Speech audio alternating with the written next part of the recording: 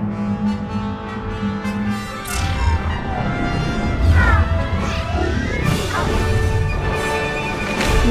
and Style. Times of Manipur TOMTV na kanana Saturday numita sandok chaba Life and Style. Tharomasibu yengbiri bapum namakpu adomgi host Dainana taram nokchari. Ngasigi episode asida akanaba sanaroy amakak koina puduna lakchari. Hairiba koigi sanaroy asi mapalamda koi tungan ba show sing uchaduna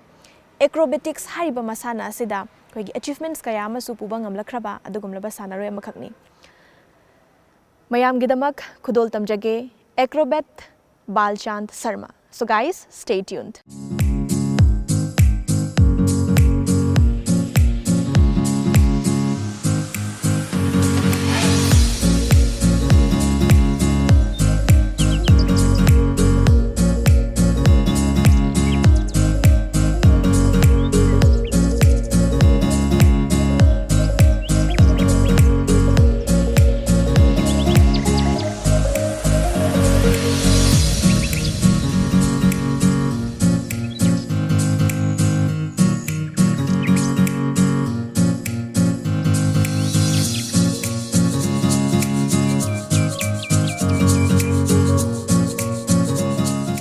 Ihan han pamaktada ikoigi show sida Sir Balchand bu taram nokchari. Madam, thank you. Ihan han bawa hangoi na lakchaning li si isagi pokna fam lamdam aduga ima baba gi ming ichil naw kaya subuno haibado kra thambiu. Ima ipa haitare. Ima gi mingna SS Sanatumbi Devi kowi. Aigi ipa na SS Balchand Sharma kowi. Aduga aina kai sampat kang abam lakai te ini. Ichil naw kaya su. Ichil naw si akoi ahum gutani. Yam nungai je do isa si itom tombo odora ichil naw ahum di thambiri kwa. Ai itom tomba hijare. Itom tomba. Ichnaw yamana ahan ni. Di yamada nipim lei. Nipi di ai thagi iche di mayum pangre. Ko yamadi mayum pandri. Okay, yam nungai je. Ado makata na lakchaning si maroina khoigi acrobatics haiba makal gi masana se masi karino haiba se thambiu. Acrobat si sengna haibada khoigi haksangi panganam changi. Hana sanamlo on bokhotpa adagi hana haksang kalhanbada ka hana oi. Hana body structure hana dakar oi hajariba. Sigi potse akoina hana exercise kumot daka hana changi. Body ki structure se hana yenga mutungda kalla mutungda akoina acrobatics haiba potse akoina balance yung bokhotpa sukmu mayam je hana balance yung je hana hojara ka doba. Si hora matungda akoigi kai haitare line sida akoigi mi amaga balance yung bisi yam lu ba haitare. Sigi potse si hana practice to ba haitare hana adu to matungda akoigi balance hana kana tawja ka ba haitare. Maroina koina tajaba matamda masi masa phaba haitare ko sportsman masi yamna maru oiba du ama oiri masa kandragadi sanaba yadaba masana masu oiriba. Ado gymnastics ka su khara mari leinaba mali ko masi mari chumna thambiu. Gymnastics siga haitare magi horopose hana sahi taruk taret swaitagi ka haitare hogjarakpa magi masana on ba khotpa rolling on ba dagi masana si ka haira matungda koi chapter si ka haitare ama ani hum smai la aga koi on chapter wise oina leiba oiba. Chapter wise ni leiba haitare on ba khotpa si hana dakar oiba practice se ana si form ja hana sum matungda koina performance ulakpa sigi masasina jigi akoi yamu acrobat tam line tam laksa haitare. Ado masi chapter khaiba se masi balchana akoi gi khara thambiu marik chumna koi khangjaningi ko karam chapter na first chapter oido my process se kamaina lai ha base thambiu. Magi process se harabada gymnastics se hana masana ji kai haitare hana on ba koi handstand yung ba adagi cartwheel on ba running on ba sigumu jana hujare haitare chapter 1 adamaina sum khaga chapter 1 se khaga haira matungda chapter 2 dai diamu misagi handspring olakpa round up olakpa adagi samoso olakpa sum tam sum chapter 1 to 3 lak sari. Okay, yam nungai se makata na hairiba khoigi processing se mai se tangkak nai na chapter 1 dagi na mathang lai ko masi chapter si kayam sang phawbadi leibage. Chapter si haije tare yam dum chang haije tare ꯊꯤꯕꯗꯤ ꯉꯝꯗ꯭ꯔꯦ ꯑꯗꯨꯝ ꯁꯥꯡꯉꯤ process ꯌꯥꯝ ꯅꯨꯡꯉꯥꯏꯖꯩ ꯑꯗꯣ Balchand ꯏꯁꯥꯅꯅꯦ ꯍꯥꯏꯔꯤꯕ ꯑꯩꯈꯣꯏꯒꯤ acrobatics ꯍꯥꯏꯔꯤꯕ ꯃꯈꯜꯒꯤ ꯃꯁꯥꯟꯅꯁꯤꯗ ꯈꯣꯡꯗꯥꯕꯤꯔꯛꯄꯁꯦ ꯆꯍꯤ ꯀꯌꯥꯃꯨꯛ ꯁꯨꯔꯛꯄ ꯑꯗꯨꯋꯥꯏꯗꯒꯤ ꯍꯧꯕꯤꯔꯛꯏ ꯀꯅꯥꯗꯒꯤ inspiration ꯐꯪꯉꯛꯏ ꯀꯃꯥꯏ ꯇꯧꯕꯅꯣ ꯋꯥꯔꯤꯁꯦ ꯑꯩꯈꯣꯏ ꯈꯪꯖꯒꯦ ꯌꯥꯏ ꯁꯝꯅ ꯍꯥꯏꯕꯗ ꯑꯩ ꯏꯁꯥꯒꯤ ꯆꯍꯤ 8ꯇꯒꯤ ꯍꯧꯖꯔꯛꯑꯦ ꯍꯥꯏꯇꯥꯔꯦ ꯆꯍꯤ 8ꯇꯒꯤ ꯑꯩ ꯖꯤꯝꯅꯥꯁꯇꯤꯛ ꯁꯥꯟꯅꯕ ꯍꯧꯖꯔꯛꯑꯦ ꯃꯅꯤꯄꯨꯔꯗ ꯑꯗꯨꯝ ꯂꯝ ꯌꯥꯝꯕ ꯁꯪꯂꯦꯟꯗꯒꯤ ꯍꯧꯖꯔꯛꯑꯦ ꯍꯥꯏꯇꯥꯔꯦ ꯑꯗꯨꯗꯒꯤ ꯁꯨꯝ 2002-3 2004 ꯑꯩꯁꯦ ꯑꯗꯨꯝ Hyderabad Ramosi Film City-ꯗ ꯑꯩꯁꯦ ꯆꯠꯂꯒ ꯏꯚꯦꯟꯠꯀꯤ ꯑꯣꯏꯅ ꯆꯠꯆꯕ ꯍꯥꯏꯇꯥꯔꯦ ꯍꯥꯏꯅ ꯑꯩꯈꯣꯏꯒꯤ ꯖꯤꯝꯅꯥꯁꯇꯤꯛꯀꯤ ꯑꯣꯏꯅ ꯄ꯭ꯔꯣꯒ꯭ꯔꯥꯝ ꯆꯍꯤ 8 ꯁꯨꯔꯛꯄ ꯁ꯭ꯋꯥꯏꯁꯤꯗꯒꯤ ꯍꯧꯔꯛꯑꯒ ꯆꯍꯤ 8ꯁꯦ ꯍꯧꯔꯛꯑꯒ ꯆꯍꯤ 13 ꯐꯥꯎꯗꯤ ꯑꯩ ꯖꯤꯝꯅꯥꯁꯇꯤꯛ ꯐꯥꯎꯗꯤ ꯑꯩ ꯁꯥꯟꯅꯖꯔꯝꯃꯦ ꯍꯥꯏꯇꯥꯔꯦ ꯑꯗꯨꯒꯤ ꯃꯈꯥ ꯇꯥꯕꯗꯤ ꯑꯩꯒꯤ ꯑꯃꯨꯛ 2004 acrobatꯁꯤ ꯑꯃꯨꯛ ꯃꯁꯥꯟꯅꯁꯤ ꯑꯃꯨꯛ ꯂꯥꯛꯆꯔꯒꯦ ꯁꯨꯃꯥꯏꯅ ꯑꯩꯈꯣꯏꯒꯤ acrobatꯁꯤ ꯑꯩꯈꯣꯏ ꯑꯣꯖꯥ ꯑꯃ ꯂꯩ ꯃꯨꯝꯕꯥꯏ ꯃꯍꯥꯔꯥꯁꯇ꯭ꯔ ꯃꯆꯥ ꯑꯃ ꯃꯥꯅ ꯑꯩꯈꯣꯏꯒꯤ acrobatꯁꯤ ꯉꯁꯥꯏꯒꯤ ꯍꯥꯏꯇꯥꯔꯦ ꯃꯅꯤꯄꯨꯔ ꯃꯆꯥꯒꯤ acrobatꯁꯤ ꯑꯝꯇ ꯂꯩꯇꯦ ꯁꯨꯃꯥꯏꯅ ꯅꯣꯏꯒꯤ ꯒ꯭ꯔꯨꯞ 4 ꯑꯃꯨꯛ ꯁꯥꯕꯤꯔꯒ ꯅꯣꯏ ꯇꯝꯕꯤꯔꯒꯦ ꯍꯥꯏꯗꯅ ꯑꯩꯈꯣꯏ ꯒ꯭ꯔꯨꯞ 4ꯁꯦ acrobat ꯇꯝꯕ ꯍꯧꯖꯔꯦ ꯍꯥꯏꯇꯥꯔꯦ 2004 ꯁꯤꯗꯀꯣ ꯑꯩꯈꯣꯏꯒꯤ ꯖꯤꯝꯅꯥꯁꯇꯤꯛ ꯁꯥꯟꯅꯕꯁꯤꯅ ꯆꯍꯤ 8 ꯁ꯭ꯋꯥꯏꯗꯒꯤ ꯍꯧꯔꯛꯄ ꯖꯤꯝꯅꯥꯁꯇꯤꯛꯁꯦ ꯆꯍꯤ 8ꯗꯒꯤ ꯍꯧꯖꯔꯦ ꯑꯗꯨꯒ 2004 ꯁꯤꯗꯗꯤ ꯏꯁꯥꯒꯤ ꯆꯍꯤꯁꯦ ꯀꯌꯥꯃꯨꯛꯀ ꯑꯣꯏꯗꯣꯏꯅꯣ ꯃꯔꯨꯑꯣꯏꯅ acrobat ꯀꯤ ꯑꯣꯏꯅ ꯆꯍꯤꯁꯦ ꯈꯣꯡꯗꯥꯕꯤꯔꯛꯄꯁꯦ ꯆꯍꯤ 13 ꯑꯗꯩ ꯌꯥꯝ ꯅꯧꯔꯤꯉꯩꯗꯒꯤ ꯑꯩꯈꯣꯏ ꯈꯣꯡꯗꯥꯕꯤ ꯑꯩꯈꯣꯏ ꯃꯨꯝꯕꯩꯗ ꯇꯣꯉꯥꯟ ꯇꯣꯉꯥꯟꯕ ꯑꯣꯖꯥꯁꯤꯡꯅ acrobatics ꯇꯝꯕꯤꯔꯛꯄꯒꯤ ꯃꯑꯣꯡ ꯃꯇꯧ ꯒꯤ ꯂꯥꯏꯐ ꯁ꯭ꯇꯥꯏꯜ ꯀꯣ ꯑꯦꯛꯁꯄꯤꯔꯤꯌꯦꯟꯁ ꯁꯤꯡꯗꯣ ꯀꯃꯥꯏ ꯇꯧꯏ ꯈꯔ ꯊꯝꯕꯤꯌꯨ ꯒꯤ ꯂꯥꯏꯐ ꯁ꯭ꯇꯥꯏꯜꯁꯤ ꯍꯥꯏꯇꯥꯔꯦ ꯑꯩꯈꯣꯏꯒꯤ ꯄ꯭ꯔꯣꯒ꯭ꯔꯥꯝꯁꯤ ꯀꯝꯄꯅꯤꯒꯤ ꯃꯈꯥꯗ ꯑꯩꯈꯣꯏꯅ ꯊꯕꯛ ꯇꯧꯖꯔꯛꯏ ꯑꯩꯈꯣꯏꯒꯤ ꯀꯝꯄꯅꯤ ꯍꯥꯏꯕ ꯃꯃꯤꯡꯁꯤ ꯀꯩꯅꯣꯗ ꯃꯨꯝꯕꯥꯏꯒꯤ ꯀꯩ ꯍꯥꯏꯇꯥꯔꯦ ꯈꯔ ꯑꯗꯨꯝ ꯆꯥꯎꯔꯕ 5-star ꯍꯣꯇꯦꯜꯒꯨꯝꯕ 7-star ꯍꯣꯇꯦꯜꯒꯨꯝꯕ ꯁꯤꯒꯨꯝꯕꯗ ꯑꯗꯨꯝ ꯒꯤ ꯃꯈꯥꯗ ꯑꯩꯈꯣꯏꯅ ꯀꯝꯄꯅꯤꯁꯤꯒꯤ ꯃꯈꯥꯗ ꯑꯩꯈꯣꯏꯅ ꯇꯧꯖꯔꯛꯏ ꯄ꯭ꯔꯣꯒ꯭ꯔꯥꯝꯁꯤ ꯑꯩꯈꯣꯏ ꯀꯩ ꯍꯥꯏꯇꯥꯔꯦ ꯑꯩꯈꯣꯏꯒꯤ acrobatꯀꯨꯝꯕ ꯑꯗꯒꯤ ꯑꯩꯈꯣꯏꯒꯤ ꯐꯥꯌꯔ ꯗꯥꯟꯁꯀꯨꯝꯕ ꯁꯤꯒꯤ ꯃꯈꯜ ꯃꯊꯦꯜ ꯃꯌꯥꯝꯁꯦ ꯑꯩꯈꯣꯏꯅ ꯑꯗꯨꯝ ꯎꯠꯄ ꯍꯥꯏꯇꯥꯔꯦ ꯑꯩꯈꯣꯏ ꯀꯝꯄꯅꯤꯁꯤꯗ ꯑꯣꯏꯅ ꯎꯠꯇꯣꯏꯔꯥ ꯀꯝꯄꯅꯤꯁꯤꯗ ꯑꯗꯨꯝ ꯎꯠꯄ ꯀꯝꯄꯅꯤꯁꯤ ꯃꯃꯤꯡꯁꯦ ꯑꯩꯈꯣꯏꯒꯤ ꯍꯤꯜꯇꯟ ꯀꯧꯋꯦ ꯍꯤꯜꯇꯟꯁꯤꯗ ꯑꯩꯈꯣꯏꯅ ꯑꯗꯨꯝ ꯎꯠꯆꯔꯦ ꯍꯥꯏꯇꯥꯔꯦ ꯑꯗꯨꯃꯥꯏꯅ ꯇꯧꯔꯒ ꯑꯩꯈꯣꯏꯁꯤ ꯃꯈꯜ ꯃꯊꯦꯜ ꯂꯣꯏ ꯎꯠꯂꯒ ꯆꯍꯤ 7-8ꯁꯤ ꯑꯩꯈꯣꯏꯅ ꯃꯨꯝꯕꯥꯏꯗ ꯂꯩꯖꯔꯛꯄꯅꯤ ꯆꯍꯤ ꯑꯩꯈꯣꯏꯒꯤ ꯆꯍꯤ 8ꯇꯒꯤ ꯖꯤꯝꯅꯥꯁꯇꯤꯛꯁꯀꯤ ꯂꯝꯗ ꯈꯣꯡꯗꯥꯕꯤꯔꯛꯑꯦ ꯑꯗꯨ ꯑꯣꯏꯇꯥꯔꯒꯗꯤ ꯌꯥꯝ ꯅꯧꯅ ꯍꯥꯏꯇꯥꯔꯦꯀꯣ ꯆꯍꯤ 19ꯒ ꯁꯨꯔꯛꯄꯁꯤꯗꯒꯤ ꯃꯨꯝꯕꯥꯏꯗ ꯑꯗꯨꯝ ꯁꯣꯒꯨꯝꯕꯁꯦ ꯑꯗꯨꯝ ꯇꯧꯔꯒ ꯂꯥꯛꯑꯦ ꯑꯗꯨꯒꯤ ꯃꯇꯨꯡ ꯇꯥꯔꯛꯄꯗꯗꯤ ꯀꯃꯥꯏꯅ ꯇꯧꯏ ꯃꯁꯤ ꯑꯩꯈꯣꯏꯅ ꯇꯥꯖꯕ ꯃꯇꯝꯗ ꯇꯣꯉꯥꯟ ꯇꯣꯉꯥꯟꯕ entertaining TV ꯁꯣꯁꯤꯡꯗꯁꯨ ꯄꯔꯐꯣꯔꯝ ꯇꯧꯕꯒꯤ ꯄꯥꯎꯁꯨ ꯑꯩꯈꯣꯏꯒꯤ ꯆꯍꯤ ꯈꯔꯒꯤ ꯃꯃꯥꯡꯗꯀꯣ ꯑꯦꯋꯥꯔꯗꯀ ꯑꯩꯈꯣꯏꯒꯤ ꯄꯨꯕꯤꯔꯛꯄ ꯃꯁꯤꯒꯤ ꯋꯥꯔꯤꯁꯨ ꯈꯔ ꯊꯝꯕꯤꯌꯨ ꯑꯩꯈꯣꯏ ꯁꯨꯃꯥꯏꯅ ꯇꯧꯕꯅꯤ ꯑꯩꯈꯣꯏꯁꯦ ꯁꯦꯡꯅ ꯍꯥꯏꯔꯕꯗ ꯃꯨꯝꯕꯥꯏꯗ ꯂꯩꯔꯕ ꯃꯇꯨꯡꯗ ꯑꯩꯈꯣꯏꯁꯦ ꯌꯨꯝꯗ ꯊꯥ 1-2ꯃꯨꯛ ꯂꯩꯖꯔꯒ ꯑꯩꯈꯣꯏꯒꯤ ꯇꯤꯚꯤꯗ ꯁꯨꯝ ꯁꯣꯅꯤ ꯆꯦꯅꯦꯜꯗ ꯏꯟꯇꯔꯇꯦꯟꯃꯦꯟ ꯀꯦꯂꯤ ꯀꯨꯁꯄꯤ ꯀꯔꯤꯒ ꯍꯥꯏꯕ ꯆꯦꯅꯦꯜꯁꯤ ꯂꯥꯛꯄꯗ ꯑꯩꯈꯣꯏꯅ ꯁꯨꯝ ꯃꯣꯏꯅ ꯃꯈꯥꯗ ꯑꯩꯈꯣꯏꯒꯤ ꯐꯣꯟ ꯅꯝꯕꯔꯒ ꯊꯥꯔꯛꯄ ꯁꯤꯒꯨꯝꯕ ꯃꯌꯥꯝꯁꯦ ꯎꯔꯛꯄꯗꯒꯤ ꯃꯣꯏꯒꯤ ꯐꯣꯟꯁꯦ ꯑꯩꯈꯣꯏꯅ ꯇꯧꯖꯔꯒ ꯑꯩꯈꯣꯏꯒꯤ acrobatꯁꯦ ꯄꯔꯐꯣꯔꯝ ꯎꯠꯆꯒꯦ ꯈꯣꯠꯆꯒꯦ ꯍꯥꯏꯔꯒ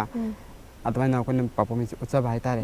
ꯃꯔꯨꯑꯣꯏꯅ acrobaticsꯀꯤ ꯑꯩꯈꯣꯏꯒꯤ ꯃꯁꯥꯟꯅ ꯑꯁꯤꯗ ꯑꯩꯈꯣꯏ acrobats ꯀꯌꯥꯃꯨꯛꯀꯗꯤ ꯆꯪꯉꯤ ꯒ꯭ꯔꯨꯞ ꯑꯃꯗ ꯒ꯭ꯔꯨꯞꯁꯦ 4-5 ꯁꯨꯃꯥꯏꯅ ꯆꯪꯕꯁꯨ ꯑꯗꯨꯝ ꯃꯤ 4-5 ꯑꯩꯈꯣꯏꯒꯤ ꯒ꯭ꯔꯨꯞ ꯑꯃꯗ ꯃꯤ 4-5ꯗꯤ ꯆꯪꯉꯦꯕ ꯁꯥꯟꯅꯔꯣꯏ ꯃꯤ ꯑꯃ 5 ꯑꯗꯨꯝ ꯆꯪꯉꯤ ꯑꯗꯣ ꯑꯩꯈꯣꯏꯒꯤ ꯃꯨꯝꯕꯥꯏꯗ ꯑꯥꯗ ꯇꯝꯃꯛꯄꯒꯤ ꯃꯑꯣꯡ ꯃꯇꯧꯁꯤꯗꯅꯦ ꯀꯔꯤ ꯑꯋꯥ ꯅꯨꯡꯉꯥꯏꯒꯗꯤ ꯊꯦꯡꯅꯕꯤꯔꯛꯈꯤ ꯑꯣꯖꯥꯅ ꯑꯗꯨꯝ ꯇꯥꯛꯄꯤꯕ ꯅꯨꯡꯉꯥꯏ ꯃꯇꯝꯗ ꯑꯋꯥꯕꯁꯨ ꯑꯗꯨꯝ ꯌꯥꯎꯋꯤ ꯅꯨꯡꯉꯥꯏꯕꯁꯨ ꯑꯗꯨꯝ ꯌꯥꯎꯋꯤ ꯍꯥꯏꯖ ꯇꯥꯔꯦ ꯁꯦꯡꯅ ꯍꯥꯏꯔꯕꯗ ꯄ꯭ꯔꯣꯒ꯭ꯔꯥꯝ ꯂꯥꯛꯇ꯭ꯔꯒꯗꯤ ꯑꯗꯨꯝ ꯑꯩꯈꯣꯏꯅ ꯑꯗꯨꯝ ꯑꯩꯈꯣꯏꯒꯤ ꯄ꯭ꯔꯦꯛꯇꯤꯁꯁꯨ ꯑꯗꯨꯝ ꯇꯧꯖ ꯂꯩꯖꯕ ꯑꯗꯨꯗꯒꯤ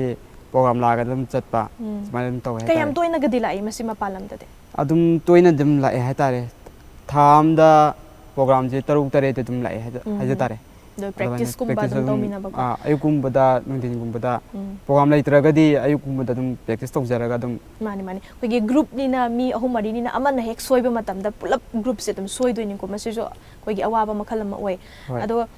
ꯍꯥꯏꯔꯤꯕ ꯑꯩꯈꯣꯏꯒꯤ entertaining ꯁꯣꯅꯤ ꯑꯩꯈꯣꯏꯒꯤ ꯆꯦꯅꯦꯜꯗꯀꯣ ꯎꯠꯄꯤꯈꯤꯕ ꯁꯣꯗꯨꯗꯗꯤ ꯑꯩꯈꯣꯏ ꯂꯧꯔꯛꯈꯤꯕ ꯃꯅꯥꯗꯨ ꯀꯔꯤꯅꯣ ꯃꯣꯏ ꯀꯦꯁ ꯑꯣꯏꯅ ꯂꯨꯄꯥ ꯀꯌꯥ ꯄꯤꯔꯛꯈꯤ ꯃꯇꯝꯗꯨꯗ ꯐꯥꯎꯕꯤꯈꯤꯕ ꯑꯩꯈꯣꯏꯒꯤ ꯅꯨꯡꯉꯥꯏꯕꯒꯤ ꯃꯣꯃꯦꯟ ꯃꯤꯀꯨꯞꯇꯣ ꯁꯤꯌꯔ ꯇꯧꯕꯤꯌꯨ ꯑꯃꯨꯛꯇꯪꯒ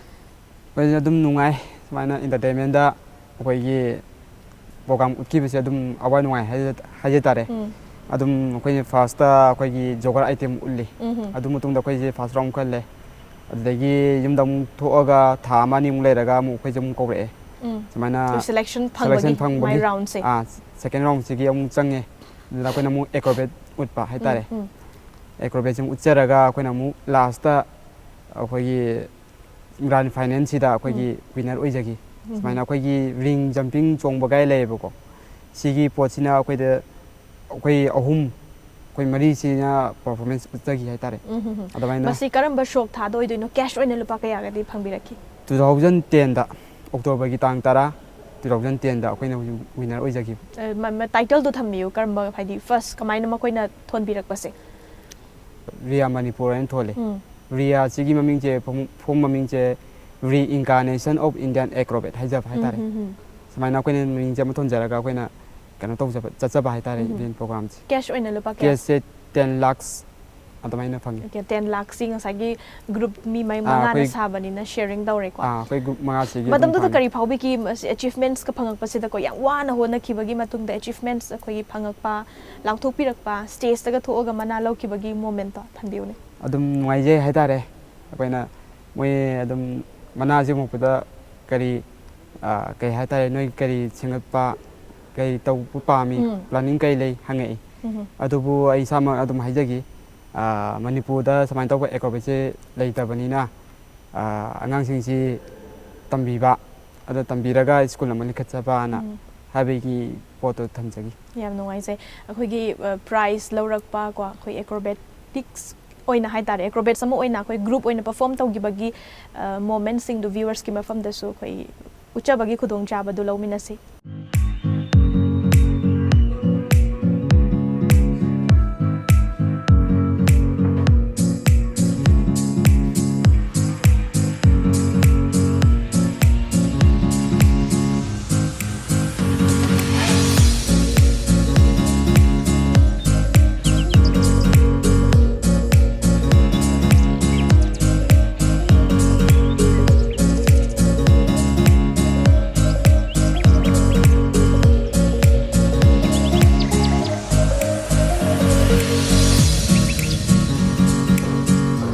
ꯅꯨꯡꯉꯥꯏꯖꯩ ꯏꯁꯥꯒꯤ ꯃꯤꯡ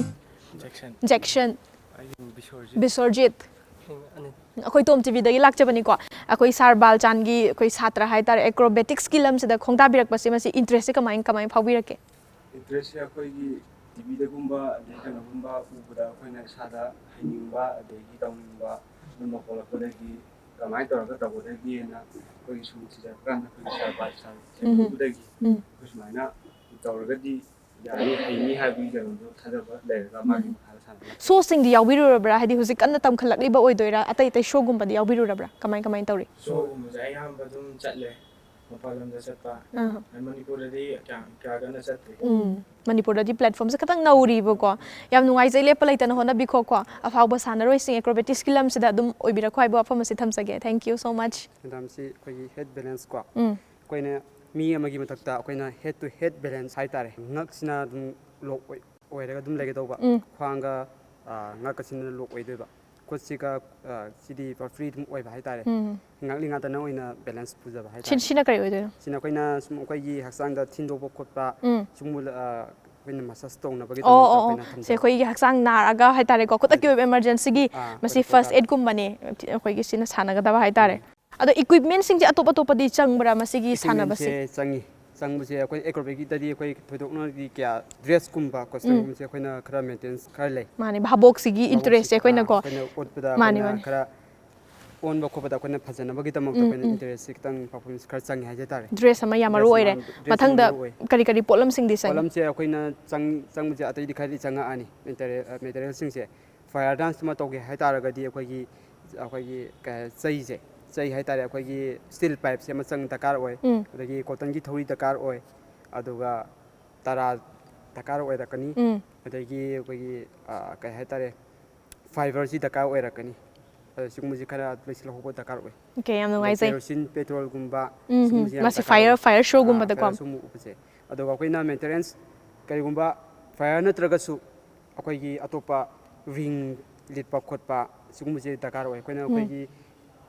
ꯌꯣꯠꯀꯤ ꯔꯤꯡꯁꯤ ꯁꯦꯝꯃꯒ ꯃꯣꯇꯣꯔ ꯎꯡꯉꯒ ꯑꯩꯈꯣꯏꯅ ꯂꯤꯠꯄ ꯈꯣꯠꯄ ꯁꯤꯒꯨꯝꯕ ꯗꯦꯃꯣꯟꯁꯇ꯭ꯔꯦꯁꯟ ꯈꯔ ꯑꯩꯈꯣꯏꯅ ꯑꯗꯨꯝ ꯑꯅꯧ ꯑꯗꯨꯝ ꯍꯥꯞꯆꯤꯟꯖꯩ ꯍꯥꯏꯇꯥꯔꯦ ꯑꯣꯀꯦ ꯋꯥꯔꯤ ꯃꯈꯥ ꯆꯠꯊꯖꯔꯛꯄꯗ ꯑꯩꯈꯣꯏꯒꯤ ꯕꯥꯜꯆꯥꯟꯁꯦ ꯍꯧꯖꯤꯛꯇꯤ ꯑꯦꯀ꯭ꯔꯣꯕꯦꯇꯤꯛꯁꯀꯤ ꯂꯝꯁꯤꯗ ꯑꯗꯨꯝ ꯄ꯭ꯔꯣꯐꯦꯁꯅꯦꯜꯂꯤ ꯑꯣꯏꯅ ꯆꯪꯁꯤꯟꯕꯤꯔꯕꯅꯤꯅ ꯃꯁꯤ ꯆꯍꯤ ꯀꯌꯥꯃꯨꯛ ꯑꯦꯛꯁꯄꯤꯔꯤꯌꯦꯟꯁꯀꯗꯤ ꯂꯩꯕꯤꯔꯦ ꯆꯍꯤꯁꯦ ꯑꯦꯛꯁꯄꯤꯔꯤꯌꯦꯟꯁꯁꯦ ꯑꯗꯨꯝ ꯂꯩꯔꯦ ꯍꯥꯏꯇꯥꯔꯦ ꯑꯩꯈꯣꯏ ꯆꯍꯤꯁꯦ ꯇꯝꯕꯗꯤ ꯆꯍꯤ 6-7 ꯃꯌꯥ ꯆꯪꯉꯦ ꯇꯝꯕꯗ ꯑꯗꯨꯒ ꯑꯩꯈꯣꯏꯅ ꯇꯝꯃꯛꯄꯗꯗꯤ ꯑꯩꯈꯣꯏ ꯌꯥꯝ ꯊꯨꯅ ꯍꯣꯠꯅꯖꯃꯟꯒꯤ ꯑꯣꯏꯅ ꯆꯍꯤ ꯑꯅꯤ ꯑꯍꯨꯝ ꯑꯗꯥꯏꯗ ꯑꯗꯨꯝ ꯄꯔꯐꯦꯛ ꯑꯣꯏꯖꯩ ꯍꯥꯏꯇꯥꯔꯦ ꯑꯣꯀꯦ ꯃꯁꯥ ꯃꯁꯥꯗꯁꯨ ꯌꯥꯝꯅ ꯗꯤꯄꯦꯟ ꯃꯁꯥ ꯃꯁꯥꯒꯤꯗꯁꯨ ꯑꯗꯨꯝ ꯄꯔꯐꯣꯔꯃꯦꯟꯁ ꯂꯩꯖꯔꯦ ꯍꯧꯖꯤꯛꯇꯤ ꯃꯅꯤꯄꯨꯔꯗ ꯑꯗꯨꯝ ꯁꯤꯐ ꯑꯗꯨꯝ ꯇꯧꯔꯒ ꯂꯩꯕꯤꯔꯕ꯭ꯔꯥ ꯃꯄꯥꯟ ꯂꯝꯗ ꯑꯗꯨꯝ ꯆꯠꯂꯤꯕ꯭ꯔꯥ ꯀꯃꯥꯏ ꯃꯄꯥꯟ ꯂꯝꯁꯤ ꯆꯠꯄꯁꯦ ꯑꯗꯨꯝ ꯀꯕꯛ ꯑꯗꯨꯝ ꯆꯠꯂꯦ ꯍꯥꯏꯇꯥꯔꯦ ꯍꯥꯏꯗꯤ ꯁ꯭ꯄꯦꯁꯤꯌꯦꯜ ꯄ꯭ꯔꯣꯒ꯭ꯔꯥꯝ ꯂꯥꯛꯑꯒꯗꯤ ꯑꯗꯨꯝ ꯆꯠꯄ ꯂꯥꯛꯇ꯭ꯔꯒꯅ ꯑꯗꯨꯝ ꯌꯨꯝꯗ ꯑꯗꯨꯝ ꯄ꯭ꯔꯦꯛꯇꯤꯁ ꯇꯧꯔꯒ ꯑꯗꯨꯝ ꯂꯩꯖꯕ ꯍꯥꯏꯇꯥꯔꯦ ꯑꯗꯣ ꯃꯁꯤꯒꯤ ꯑꯦꯄ꯭ꯂꯤꯀꯦꯁꯟꯁꯦ ꯃꯁꯤ ꯑꯩꯈꯣꯏꯅ ꯍꯥꯏꯔꯤꯕ ꯃꯈꯜꯒꯤ ꯃꯁꯥꯟꯅ ꯑꯁꯤ ꯇꯣꯉꯥꯟ ꯇꯣꯉꯥꯟꯕ ꯑꯩꯈꯣꯏꯒꯤ ꯍꯥꯏꯕ ꯇꯥꯔꯦ ꯑꯦꯁꯤꯌꯟ ꯒꯦꯝꯁ ꯑꯗꯨꯝ ꯃꯈꯜ ꯃꯈꯜ ꯂꯩꯔꯤꯀꯣ ꯃꯁꯤꯗ ꯀꯣꯝꯄꯤꯇꯤꯁꯟꯒꯤ ꯃꯅꯨꯡ ꯑꯗꯨꯝ ꯆꯜꯂꯕ꯭ꯔꯥ ꯅꯠꯇ꯭ꯔꯒ ꯑꯦꯟꯇꯔꯇꯦꯅꯤꯡ ꯁꯣ ꯑꯣꯏꯅ ꯑꯗꯨꯝ ꯂꯩꯔꯤꯕ꯭ꯔꯥ ꯀꯔꯤ ꯐꯤꯕꯝꯗ ꯂꯩꯔꯤ ꯑꯦꯀ꯭ꯔꯣꯕꯦꯠꯁꯦ ꯍꯥꯟꯅꯗꯤ ꯁꯨꯃꯥꯏꯅ ꯄꯔꯐꯣꯔꯃꯦꯟꯁꯁꯦ ꯍꯥꯟꯅ ꯀꯩꯅꯣ ꯇꯧꯔꯝꯗꯦ ꯍꯥꯟꯅ ꯁ꯭ꯄꯣꯔꯠꯁꯁꯦ ꯆꯠꯂꯝꯗꯦꯕ ꯍꯥꯟꯅ ꯑꯗꯣ ꯀꯣꯟꯅ ꯑꯃꯨꯛ ꯏꯟꯗꯤꯌꯥꯁꯤꯒꯤ ꯑꯣꯏꯅ ꯑꯦꯀ꯭ꯔꯣꯕꯦꯠꯁꯤ ꯑꯩꯈꯣꯏꯒꯤ ꯏꯟꯇꯔꯅꯦꯁꯅꯦꯜꯒꯨꯝꯕꯗ ꯑꯗꯒꯤ ꯑꯣꯂꯤꯝꯄꯤꯛꯀꯨꯝꯕꯗ ꯍꯧꯖꯤꯛꯇꯤ ꯆꯟꯈ꯭ꯔꯦ ꯑꯦꯀ꯭ꯔꯣꯕꯦꯠ ꯍꯥꯏꯁꯦ ꯍꯥꯏꯗꯤ ꯖꯤꯝꯅꯥꯁꯇꯤꯛꯀꯁꯨ ꯃꯔꯤ ꯂꯩꯅꯔꯕꯅꯤꯅ ꯁꯤꯗꯒꯤ ꯃꯣꯏꯅ ꯑꯗꯒꯤ ꯄꯥꯎꯗꯨ ꯁꯟꯗꯣꯛꯅꯔꯀꯥꯟꯗ ꯑꯩꯈꯣꯏꯒꯤ ꯑꯦꯀ꯭ꯔꯣꯕꯦꯠꯁꯤꯒꯤ ꯂꯣꯏ ꯁꯟꯗꯣꯛꯅꯔꯀꯥꯟꯗ ꯑꯩꯈꯣꯏꯒꯤ ꯏꯟꯇꯔꯅꯦꯁꯅꯦꯜꯒꯤ ꯑꯣꯏꯕ ꯁ꯭ꯄꯣꯔꯠꯁ ꯑꯃ ꯑꯣꯏꯅ ꯑꯣꯟꯖꯈ꯭ꯔꯦ ꯍꯥꯏꯇꯥꯔꯦ ꯌꯥꯝ ꯅꯨꯡꯉꯥꯏꯖꯩ ꯃꯁꯤ ꯑꯩꯈꯣꯏꯒꯤ ꯋꯥꯅ ꯍꯣꯠꯅꯔꯤꯕ ꯏꯟꯇꯔꯦꯁ ꯂꯧꯖꯔꯤꯕ ꯑꯩꯈꯣꯏꯒꯤ ꯁꯥꯟꯅꯔꯣꯏꯁꯤꯡꯒꯤꯗꯤ ꯑꯐꯕ ꯄꯥꯎ ꯑꯃ ꯑꯣꯏꯗꯣꯔꯤꯕꯅꯤ ꯑꯗꯣ ꯂꯥꯏꯐ ꯁ꯭ꯇꯥꯏꯜꯁꯤꯗꯤ ꯍꯧꯖꯤꯛꯀꯤ ꯑꯣꯏꯅ ꯀꯃꯥꯏꯅ ꯂꯦꯟꯕꯤꯔꯤ ꯑꯉꯥꯡꯁꯤꯡ ꯃꯅꯤꯄꯨꯔꯗ ꯇꯝꯕꯤꯔꯕ꯭ꯔꯥ ꯃꯅꯤꯄꯨꯔꯗꯗꯤ ꯍꯥꯏꯔꯤꯕ ꯃꯁꯥꯟꯅ ꯑꯁꯤꯒꯤ ꯄ꯭ꯂꯦꯠꯐꯣꯝꯁꯦ ꯀꯃꯥꯏꯅ ꯂꯩꯔꯤꯕꯒꯦ ꯃꯅꯤꯄꯨꯔꯁꯤꯒꯤ ꯄ꯭ꯂꯦꯠꯐꯣꯝꯁꯦ ꯍꯧꯖꯤꯛꯇꯤ ꯑꯩꯅ ꯈꯜꯂꯤꯁꯦ ꯑꯉꯥꯡꯁꯤꯡꯁꯤ ꯈꯔ ꯑꯗꯨꯝ ꯇꯥꯛꯄꯤꯔꯤ ꯍꯥꯏꯇꯥꯔꯦ ꯑꯉꯥꯡꯁꯤꯡ ꯈꯔ ꯑꯦꯀ꯭ꯔꯣꯕꯦꯠꯁꯦ ꯑꯩꯅ ꯃꯥꯡꯍꯟꯅꯤꯡꯗꯕꯅꯤꯅ ꯁꯤꯒꯤ ꯄꯣꯠꯁꯤꯗ ꯑꯩꯅ ꯑꯃꯨꯛ ꯑꯉꯥꯡꯁꯤꯡꯁꯦ ꯑꯩꯅ ꯇꯝꯕꯤꯔꯒ ꯑꯃꯨꯛ ꯀꯩꯅꯣ ꯇꯧꯖꯕ ꯍꯥꯏꯇꯥꯔꯦ ꯁꯥꯇ꯭ꯔꯁꯦ ꯑꯗꯨꯝ ꯏꯟꯇꯔꯦꯁ ꯂꯧꯕꯤꯕ ꯂꯧꯋꯤ ꯀꯌꯥꯃꯨꯛꯀꯗꯤ ꯂꯩ ꯑꯣꯖꯥ ꯏꯟꯇꯔꯦꯁꯁꯦ ꯍꯥꯏꯇꯥꯔꯦ ꯃꯤꯁꯦ ꯈꯔ ꯃꯉꯥꯒꯨꯝꯕ ꯁꯥꯕ ꯃꯔꯤꯒꯨꯝꯕ ꯁꯥꯕ ꯑꯍꯨꯝꯒꯨꯝꯕ ꯁꯥꯕ ꯑꯅꯤ ꯁꯥꯕ ꯂꯩ ꯁꯨꯃꯥꯏꯅ ꯃꯁꯤ ꯒ꯭ꯔꯨꯞ ꯑꯣꯏꯅ ꯒ꯭ꯔꯨꯞ ꯇꯧꯕꯅꯤ ꯑꯣꯏꯅ ꯁꯥꯕ ꯃꯤꯁꯨ ꯒ꯭ꯔꯨꯞ ꯑꯅꯤ ꯁꯥꯕ ꯂꯩ ꯑꯍꯨꯝ ꯁꯥꯕ ꯂꯩ ꯃꯔꯤ ꯁꯥꯕ ꯂꯩ ꯁꯨꯃꯥꯏꯅ ꯌꯥꯝꯃꯕꯗ ꯃꯉꯥ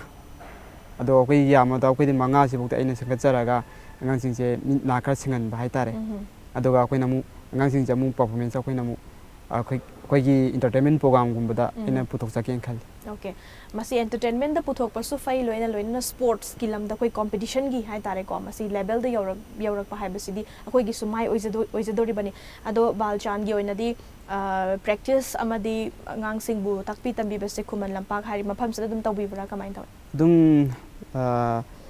ꯀꯩ ꯍꯥꯏꯇꯥꯔꯦ ꯈꯨꯃꯟ ꯂꯝꯄꯥꯛ ꯇꯧꯕꯁꯦ ꯑꯗꯨꯝ ꯌꯥꯎꯏ ꯃꯔꯛ ꯃꯔꯛꯇ ꯑꯗꯣ ꯌꯨꯝꯗ ꯑꯅꯝꯕꯅꯗꯤ ꯇꯧꯏ ꯍꯥꯏꯗꯤ ꯖꯒꯥꯁꯤ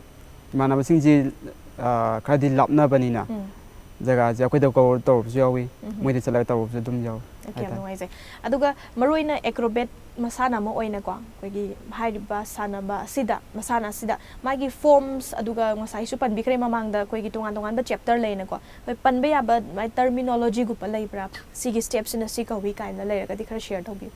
ꯆꯦꯞꯇꯔꯁꯤ ꯌꯥꯝ ꯇꯣꯉꯥꯟꯅ ꯂꯩꯈ꯭ꯔꯦ ꯁꯥꯡꯈ꯭ꯔꯦ ꯍꯥꯏꯗꯤ ꯃꯥꯒꯤ ꯃꯈꯜ ꯃꯊꯦꯜꯁꯦ ꯁꯦꯡꯅ ꯍꯥꯏꯔꯕꯗ ꯕꯦꯂꯦꯟꯁ ꯑꯃ ꯌꯨꯡꯕꯗ ꯀꯃꯥꯏꯅ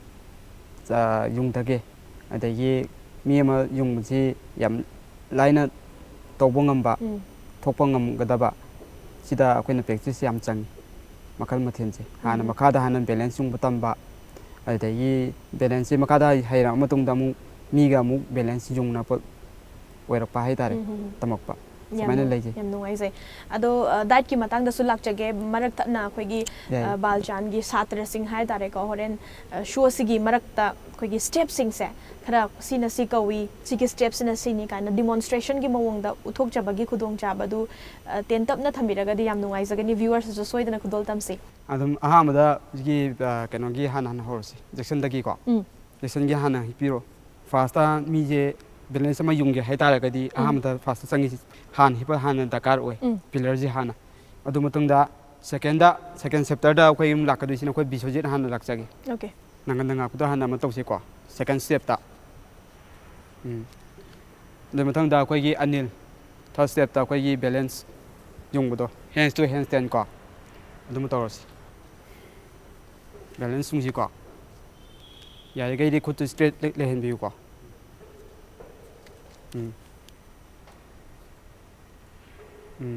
ꯇꯤꯡꯈꯠꯂꯨ ꯇꯤꯡꯈꯠꯄ ꯋꯥꯠꯂꯤ ꯑꯗꯨ ꯀꯟꯇ꯭ꯔꯣꯜ ꯂꯩꯌꯨ ꯌꯦꯁ ꯆꯨꯝꯃꯦ ꯐꯥꯎ ꯌꯦꯁ ꯌꯥꯔꯦ aduga diet kasu yamna mari leina ba masana ma oizabani na masi diet si kamaina maintain tawbi sana kari kari saba yai yade my height kumba leibra acrobat ama oige ka haragadi mangonda yawgada ba gun sing se kari kari no do thali haidi acrobat to yawe ba gun sing si hana kano to bota kar oi exercise se hana to bota kar oi hana core exercise ko gi hard core hai tare ko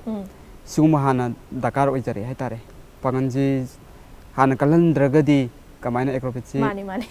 to bo ngamani masi chong ba gymnastics ka yam naksan ba hai tare masana ma oizabani na masi chaba yaba yada ba gumbadi leibra natraga masada koi gi tongan tongan ba laina hai tare ko leiragadi basi sana basi yade gumba dugumba restriction apan ba dugumba ka di leibra apan ba hai basi restriction se koi kem hai tare nutrition diet se samu tam da koi gi apabu chinchak se chapi ba dakar oi samu tam da चाबजी कोई थाव गुंबा चाबजी कोई इसादा खरा लेना तिना खरदी लाए है जतारे कोई थाव सी चाब मतम दा हसांग जुन खलकपा अदागी स्किन द सुम खरा डिजीज गुम खरा तौर पकुंबा सुम फनाम यावे अदागी महिंग कार पकुंबा सुम जे खरा दुम यावजे तौदबु अकोइने न्यूट्रिएंट चाब मतम दा चांगिबो मचाकसिंग दी अकोइगी kai hai tare chicken boil chabiba adagi akoigi sengna habda koi waba matamda energy ding thapiba koigi makan makan leiri item si aduga kai hai tare palak kumba chaba adagi kai hai tare akoigi pot ta yauriba akoigi samna akoigi chabada koina chingchak se akoigi protein bar kumba khara chabiba ado Balchand isa gidi lifestyle se kamaina maintain tawbi isa se kamaina fit oina na ba kari mawong da sem sai ai gidi sem saba se ai dum sada yumda dum khara training khara tawje he tare isa yumda dum tawje aduga isa gi khara maintenance khara tawi saba thapa khara maintenance tawraga isa gi khara body se khara semgat jaba adagi isa se pangan khara kangan ba khoi gi exercise ka tawjaba ado yumda jum khara yung sana ba balance kum ba khara dum tawje he tare mani khoigi satra sing tak pigi haraga de isa su khoigi update oidaba yade masi khoigi maru oiraba hai tare ko sana roi amagidi maru oiraba to khoi thaba amo oizari bani ado Balchand gi lifestyle gi manung channa isa si hobbies kumbadi kari kari pambi khoigi acrobat natabida ko atop atopati kari kari gadi pambi adum agi hobbies ta pamjarabda adum isa gi adum cricket kumba taina pamjai hai tare sana sum taina kara interest lay hai tare sa ka nungai jaba pamjaba oi yam nungai sai huzu execute in the lifestyle se khoigi angang sing puthok pa ko acrobatics ki lam se Manipur da su sakhon na bo hona ba sine bai sagi aim se yam nungai sai ado tungda ahima masina sana bagi di laisare atop atop pa khoigi profession se sinna tabida isagi oiba hona bara kari kari huzu huzik se kari kari kadi tawbiri ado huzik se ina khali planning se adum angang sing se kha tambi ba takpi ba sigi kai hai tare tambom je jaga si leita bani na ado aina kara sengbo chakat charaga aina tambi sirain khanba adugi plan am leija khuman lampak ta di hariba masana si yoina di department se leita ba adum budi kya di leija de hai tare okay yam nungai zai ngasi gi show se da maruina acrobatics hariba masana sigi matang da thambi ba ko yam anou ba makhal gi masana masu oijari bani akhoi gi viewers sing da Balchand na kari kari thambi ningi adum nungai jabo phawjai he tare TOMTV site gi samaina interview lok jab ko jum nungai je message oinam tang thambira mo khoi acrobatics pu pamjaba khoi gi sanaroi sing soidana yaram gani plus yausu yaudoi ninga sigi show sibu yengla matung da ko makhoi da di kari kari haibini adum sada adum digede tawjage sa sing da sanariba Manipur da leiba 80% leiba acrobat sing si adum yengbiu mayam puno yengbiu adubu tawdabu chaba thakpa naiba khara dum tawbiba adai chang chat naina dum sanabiba aduga sum kai hai tare program chi sada aina thamjari yam nungai zai